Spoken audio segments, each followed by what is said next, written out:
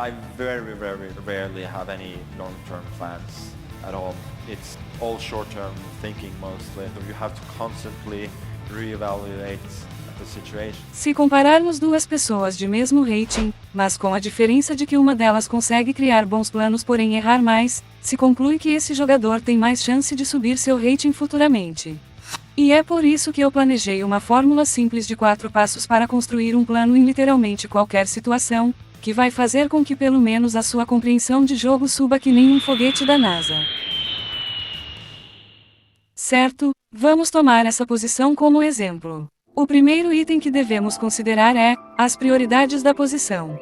Existem muitas e vários tipos, mas o ponto é que você deve tentar observar o que te chama mais atenção, como por exemplo, segurança dos reis, peças desativadas, casas fracas, cravadas, peões isolados ou dobrados, peças inimigas fortes, e muitos outros.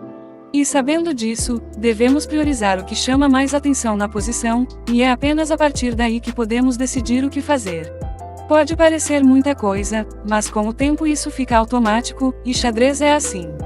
Nessa posição, nós já conseguimos notar algumas das principais características, como a coluna é aberta, o peão em D4 isolado que está ameaçado, o peão completamente fraco de B7, a cravada incômoda do bispo de G4, um cavalo talvez forte no centro em D5, o nosso cavalo de D2 um pouco trancado, e mais alguns outros itens se analisarmos complexamente.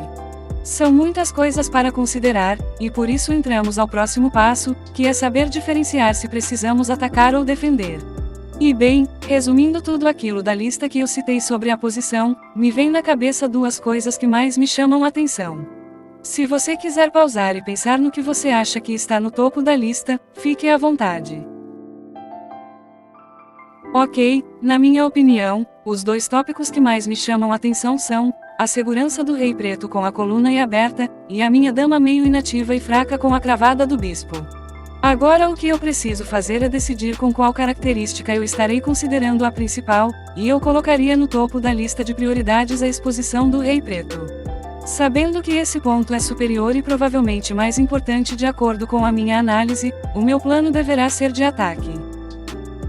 Assim chegamos no critério de planos de longo ou curto prazo, que é bem fácil de entender, e como Magnus já nos disse, em qualquer posição é necessário sempre criar planos de curto prazo, mas com isso ele quer dizer que durante o seu suposto plano longo, pode haver outras ideias de planos surgindo, tornando a análise e a reanálise sempre importantes. Quando temos uma posição aberta, geralmente temos muitos planos ou ameaças de curto prazo disponíveis, porque o jogo é mais tático, e deve-se ter muita atenção nas opções.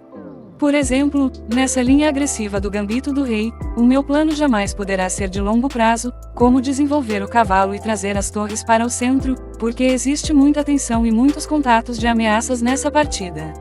Já quando a posição está bem fechada, é comum haver apenas um plano-chave de iniciativa com manobras ou expansões, que pode levar vários tempos em sequência, mas isso não faz com que se possa deixar de analisar os lances do oponente e a maneira que a posição vai se modificando. Então, basta pensar se você tem tempo suficiente para manobrar suas peças e lidar com as ideias priorizadas, e eu diria sem pensar muito que aqui precisamos de um plano curto porque não sabemos direito o que o adversário poderá jogar. Antes de ir para o quarto passo, deixe a sua curtida para retribuir o valor desse vídeo. Bem, o último passo pode ser um pouco difícil em alguns casos, que é verificar qual pode ser a resposta do oponente contra o seu plano. Por exemplo, o lance H3 leva simplesmente bispo H5, e é necessário pensar numa continuação relevante se esse for o lance jogado. Em caso de dama B3, que é um lance lógico porque sai da cravada e ameaça B7 e D5, precisamos pensar na resposta das pretas antes de jogar o lance, porque cavalo A5 pode ser deixado de lado no cálculo, que é um lance seguro e estável para as pretas.